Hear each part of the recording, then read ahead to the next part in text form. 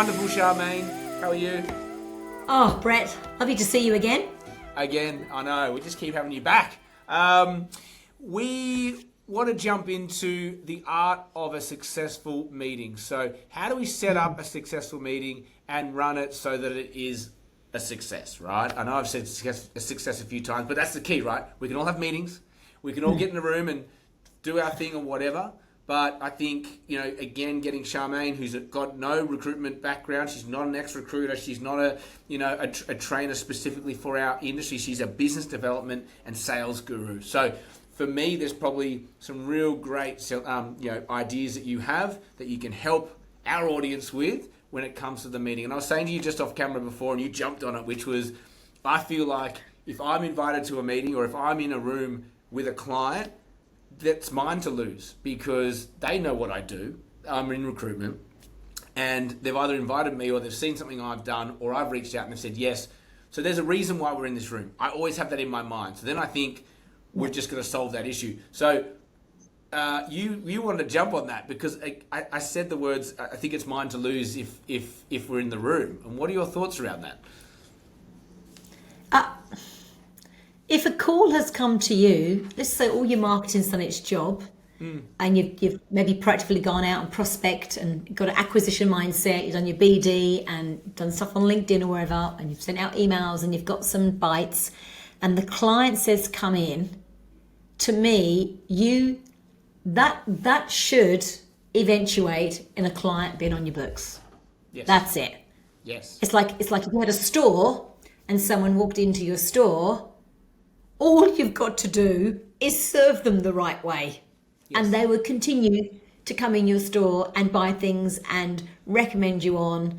And it's all we've got to do is do a little bit of the job because the bigger part of the job has been done. How many times have you walked into a store and gone, I'll never go back, that person was so pushy?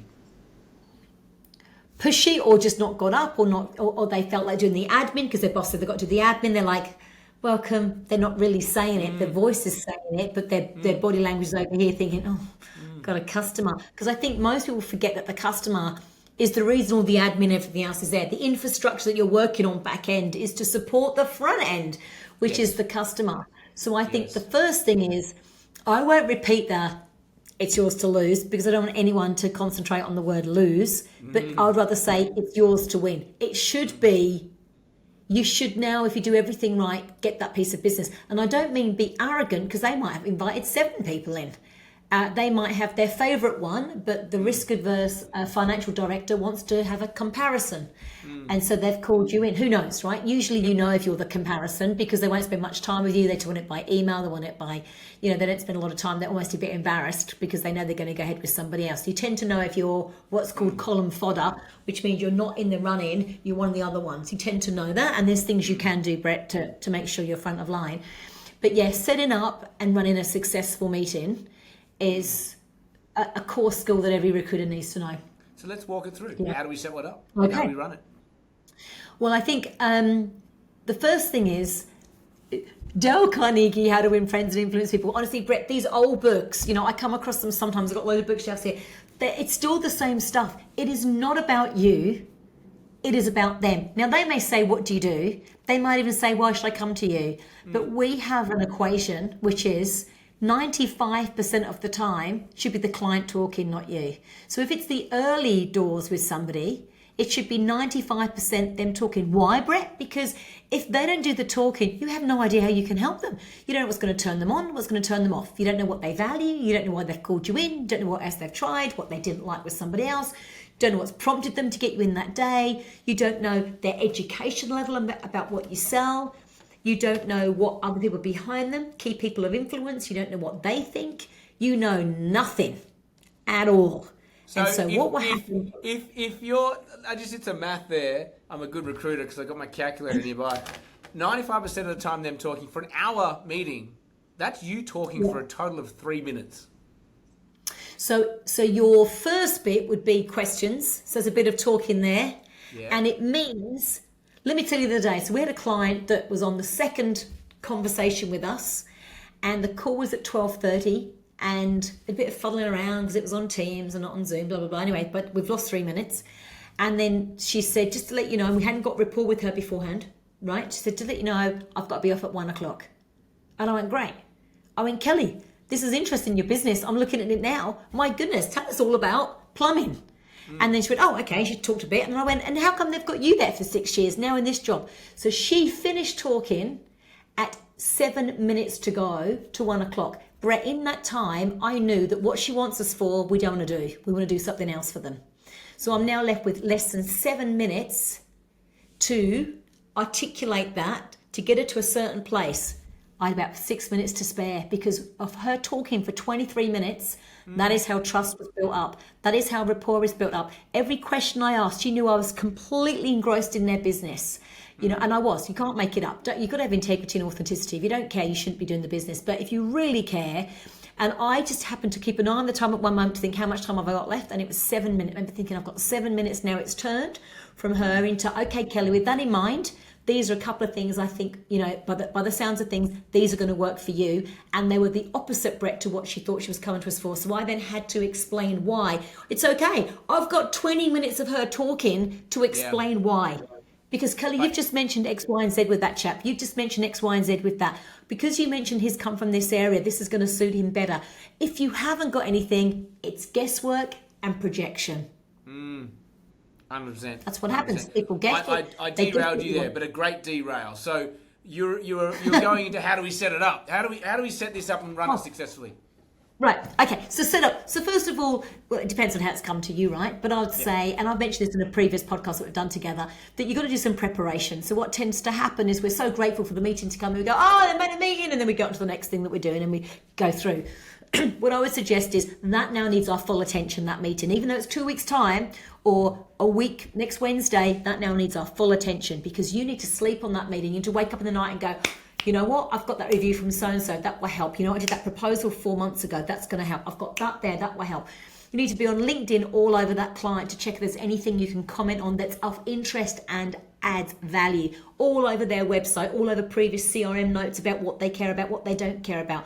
We call this the phases of a sale, Brett. This is phase 1. You're not even engaging yet. How's your mindset? What about objections that might come up? What about notes? How's your preparations? We call it mindset and preparation. We call it phase 1. That is the biggest part of the sale, happens right there in your own head. Can you foresee it going all the way through? The objections you think the client might have, are you already open them up? So one big thing you can do, the client says, great, Sam, let's meet on Wednesday. What I would do is I'd go, I'm looking forward to that, Juliet. To bring the most value on Wednesday, this is your sentence, to bring the most value on Wednesday, go straight into a question. Don't ask permission, don't go, is it okay I'm asking a question? No, you go straight into a question because I want that funnel, I want that discovery to start today. I don't want to wait and have all my eggs in one basket for Wednesday week when she's 10 minutes late and they were chatting about this thing and the IT didn't work and some random person walked in that you don't know and you're completely different. No, I want that conversation to start today. And in so far, I have 100% success rate in saying, to bring the most value to that meeting, Juliet, and ask a question that's easy for them to answer. They can't be a hard question. They just go, we'll just cover it on Wednesday. So get them talking, and you might end up having 45 minutes on the phone before your meeting. Do not be concerned. You are 45 minutes down the relationship path, and you're gathering what their objections are, what their boss thinks, what the other key person of influence thinks, why they don't like their current recruiter, why they're thinking of changing, what they've got to hassle with. This is the third person in this position that hasn't worked out. You're collecting data, you're collecting information because you want to be armed for that Wednesday. And it also means, Brett, between today and Wednesday, you can do what we call pre-sell the client. Pull the sale towards you. Go on LinkedIn, do some posts. 5 ways to ensure that when you're recruiting for a blah, blah, blah, you're picking the best candidate. Do things that are now relevant to this client.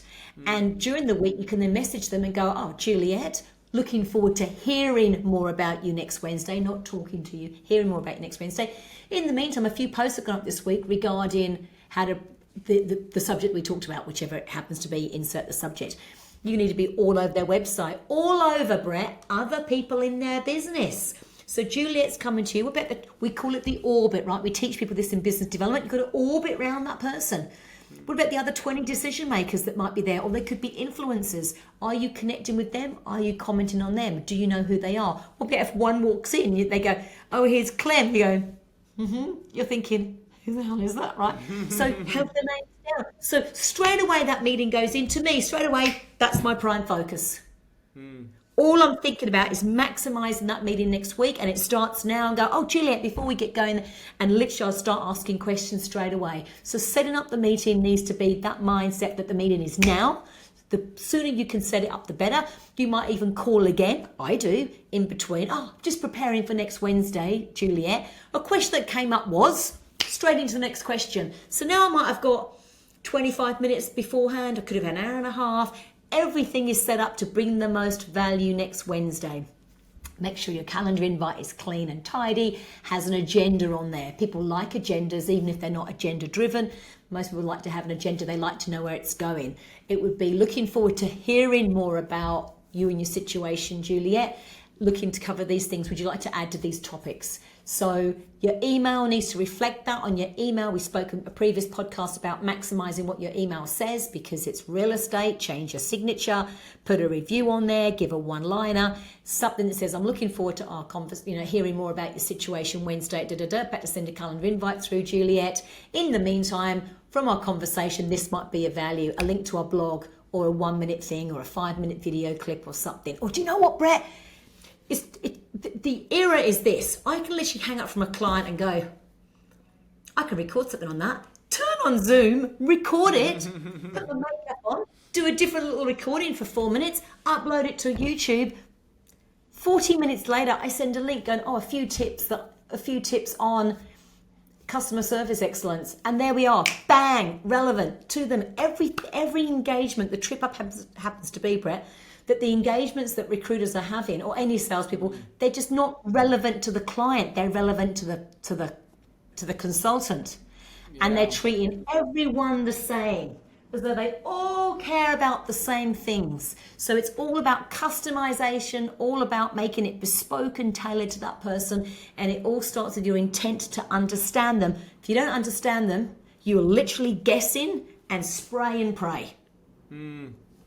So there's a lot in the setup. And I feel like where you're headed with this is that if you set it up well, then running it's actually quite easy. But is that where it goes, or is there a part to the running of it? You arrive, and let's think about it. Let's pretend a sale, for the sake of a linear line, is 1 to 10, right? Yeah. And let's just say this client's reached out at number 1, that you don't know them, and they said, yes, come and meet us next Wednesday. You want to go in next Wednesday, not at number 1, but number 4. You want to go in already down with the relationship, building substance, adding value, being worthy and already a value to them.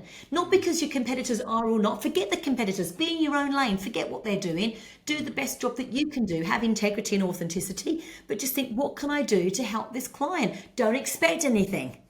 I mean, yes, I'd expect if a call came in, it's mine to win. But I'm not thinking I have to have it or they owe me anything. If I've turned up and added value and I walk off, then that's fine. I'm prepared to do that. There's no expectation. However, if I believe that we're the right thing, then it's my job at the time to make sure that I'm able to put forward what they need in a compelling way that they understand. So that's, yes, you're right.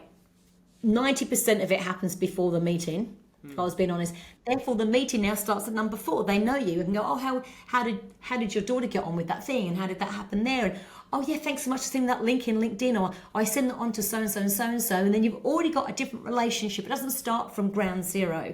It starts a bit further along. And then you would say, even though you might have had 2 what we call funnels beforehand, exploration or discovery or uncovery, whatever your recruiters call it, or even you might have had 2 or 3 beforehand, you still go, Juliet, where are you today? And you still don't show them what you've got them. You want to gather. That's all your job is. Gather information, partner, collaborate and gather. Because you might go, better talk about 10 things. 6 aren't relevant. Why would you talk about the 6 that aren't relevant? It ends up taking up bandwidth. I remember one of my first meetings as a recruiter, and I went with my manager at the time, and they were this whole baptism by fire. Get in there, do this PowerPoint presentation, and then that's it. I'm like, okay, I didn't practice it, just had a quick look at the slides, walked in. I remember reading them halfway through, looking over at the client. He looked so bored. I was like, I've just got to commit to the slides because my manager tells me I have to do it. And I just go through these slides and the room was asleep, but you know, that was poor training. No, I wish you coached me on that stuff. Well, I've done the same thing, you know. The reality, what's the number one job as a salesperson? Our number one job we teach people is to observe and adapt. The whole time you're with that client, you're pivoting. You're pivoting the whole time. You're observing and adapting. You can talk about these 8 things, but you're there. Forget those 8 things, not interested. The word trusted advisor, they don't like. They've had somebody else as a trusted advisor who's let them down. You're not going to say that anymore. You've absolutely got to get them talking to have any hope of understanding them, to then be able to put forward your solution in a way that makes sense to them. And I think so there's 2 big things. Recruiters don't do enough preparation, or salespeople in general, and I'm doing recruiters. And the second thing is when they get there, they think it's my turn to pitch. And the recruiters even go, tell us what you've got then. So the client even says, tell us what you've got then. And so it paves the way to go, here I am, as opposed to, well, actually, I'm here for you. I'm really interested in what sort of positions come up and what challenges you've had and what's been easy and what do you do in-house. Because if you've practiced all that in your prep, you know that they recruit for 3 things internally and they don't recruit externally. And if you've practiced everything, you don't come across as a bad sport. You don't come across as, but we can. All of that negative energy, we call it negative consciousness, right? It vibrates under 200 if you want to get into it. All of that goes. You know your place, you know what you can do, and you're there to help them. And so the conversation is at a different level to any conversation that may have taken place. We talked about this in, I think, other episodes, but, you know, it was this one. Talking about, you know, articulating your value. In some regard, if you have no value to offer and you still have to go to that meeting, knowing that you can just ask some really great questions, the answer is going to present itself, right? Because it's going to become quite obvious what they're after. Totally. You don't need to have any background at all. If you turn up and you make it all about them and not about you, that is the answer. And I don't mean you make stuff up. We all flub and sit up our pants and we go back and work it out. I'm not saying that's a bad thing. But if you go there and genuinely go, wonder why they do that. I wonder why they recruit that position in-house. I wonder why they do that. I wonder why they do that. I wonder why they use that recruiter for that. And if you've got a genuine curiosity and a genuine willingness to help, well, you know, one, it's good for you, but also they can feel that. They can feel that you're not actually trying to push your own barrel down. You're there to go, how can I help? You know, this is what my job is. My job is to make recruitment smoother, simpler, easier for you. And they go, but we can go anywhere. Yes, you can. I'd say yes, you can. Absolutely. And you should go with whatever suits you, whatever you feel right about. My job, all I care about is you getting the right person to fill the job that slots in, that does everything you need them to do, or whatever the sentence happened to be. But I think we've got to take down the sort of the pitch element and take it down to just going, what do you need? Why do you think you need that? And that's a big thing as well, Brett. Being confident to say, they go, I want X, Y, and Z, for you to say, why? Why is it important they've got that background? What about if the ideal person was to show themselves but they don't have that background? Where is your lines of must have and should have and like to have? And really be investigative and inquisitive over actually what they're looking for. I know they're probably not looking for one role. They might get you in because of one role, but of course the outcome is you want to look after everybody, right, in that business. So I think set the presentation headspaces, set it up beforehand. Don't just go, oh, that's next Wednesday. I'll sort that out when I'm driving there.